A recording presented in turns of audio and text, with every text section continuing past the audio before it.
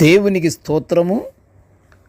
అనుదిన దేవుని వాక్య ధ్యానమునక ఈరోజు 2024 సంవత్సరము మే నెల 31వ తారీఖు.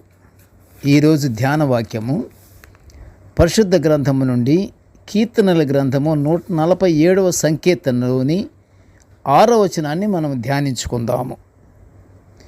యెహోవా దీనులను లేవనెత్తువాడు, భక్తిహీనులను ఆయన నేలను కూర్చును.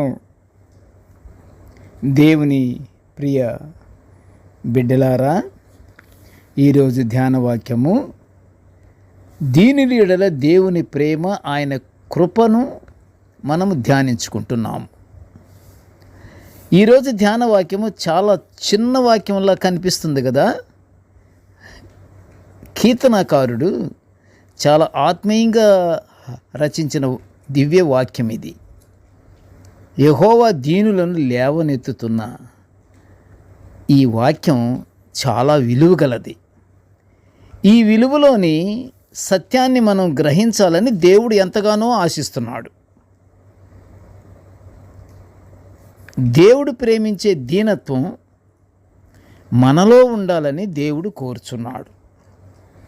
దీనత్వము, తగ్గింపు గల ప్రార్థన దేవునికి ఎంతో ఇష్టము. గర్వము, అహంకారము గల మనుషుల ప్రార్థనలకు దేవుడు చెవి పెట్టడు. ప్రియ దేవుని బిడ్డలారా, మనం పొందుకుంటున్న మేళ్ళన్నీ దేవుని కృపతోనే వాటిని పొందుకుంటున్నామన్న సంగతి మనము గ్రహించాలి. ఎలా గ్రహించాలంటే పూర్ణ హృదయంతో విశ్వసించి ఆయనకు కృతజ్ఞతా స్తోత్రములు చెల్లించుతూ ఉండాలి. ఎందువల్ల మనము పొందుకుంటున్నటువంటి మేళ్ళన్నీ, మనం జీవితంలో మనము ఎదుర్కొంటున్నటువంటి ఛాలెంజెస్ ఇవన్నీ మనము తప్పుకుంటూ మనం ఈ రోజున ఉల్లాసంగా, ఆనందంగా దేవుని యందు భయభక్తులతో మనం జీవిస్తున్నామంటే అది దేవుని కృప. అది మనము నమ్మాలి, అది విశ్వసించాలి, ఆయనకు కృతజ్ఞతా స్తోత్రాలు చెల్లించాలి. మనము దీనత్వం కలిగి ఉండాలని దేవుడు కోరుచున్నాడు. దేవుడు అహంకారులను ఎదిరించి దీనులకు కృప అనుగ్రహించునని యాకోబు పత్రికలో 4వ అధ్యాయం 6లో వివరించడమైనది. అంతే కదా. మరి దీనులకేమో కృప అనుగ్రహిస్తాడు, అహంకారులనేమో ఎదిరిస్తాడు దేవుడు. అహంకారి అనేది దేవునికి ఇష్టము లేని పదం. అది దీనత్వము ఎంతో ఇష్టము. అంతేకాదు, మనిషి దీనత్వము కలిగి ఉంటే దేవునిచే ఆశీర్వదింపబడతాడు. ఇది నమ్ముతున్నారా ప్రియ దేవుని బిడ్డలారా? మనం దేవునిచే మనం ఆశీర్వదింపబడాలంటే తప్పకుండా మనము దీనత్వం కలిగి ఉండాలి. దేవుని దయ కూడా మనకు సమృద్ధిగా అనుగ్రహించబడుతుంది. సామెతలు 3వ అధ్యాయం 34లో దీనుని ఎడల ఆయన దయచూపును అని వ్రాయబడి ఉంది కదా. చూడండి ఒకసారి మీరు సామెతలు గ్రంథంలోని 3వ అధ్యాయం 34లో ఏమనుంటుంది? దీనుని ఎడల ఆయన దయచూపును. దేవుని దయుంటే ఇక మనకు అసలు లేనిది, కొరత లేదు అసలు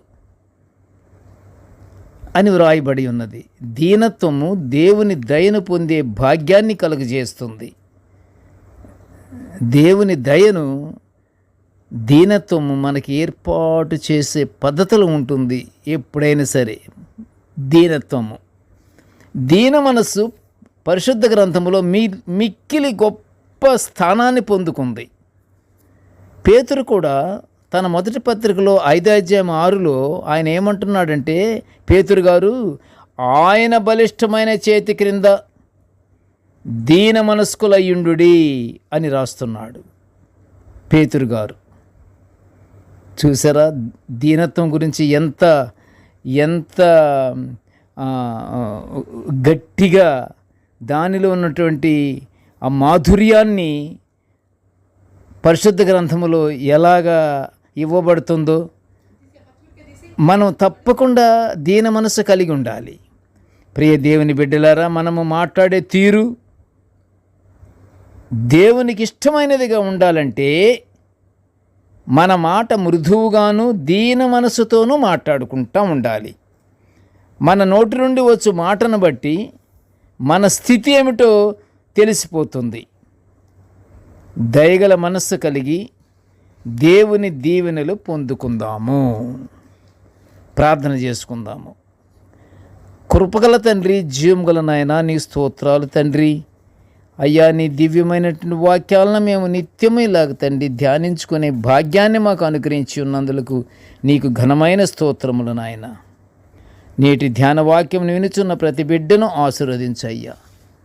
కృపగల నాయన, మాలో నాయన దీన మనస్సును నాయన ఏర్పాటు చెయ్యయ్యా, కలుగు చేయి తండ్రి. మేము దీన మనసు కలిగి మేము ఒకరికొకరము అందరము తండ్రి తలయొగ్గి ఒకరికొకరికి దేవ ప్రేమతో దేవ మేము జీవించే భాగ్యాన్ని మాకు అనుగ్రహించి నీ దయను మేము పొందుకునే భాగ్యాన్ని మాకు అనుగ్రహించమని ఈ మనవులన్నీ యేసయ్యపుడి నామమున వినయముగా వేడుకొంచుంటున్నాము తండ్రి. ఆమెన్. దేవుడు మనల్నందరినీ బహుగా దీవించుగాక. ఆమెన్.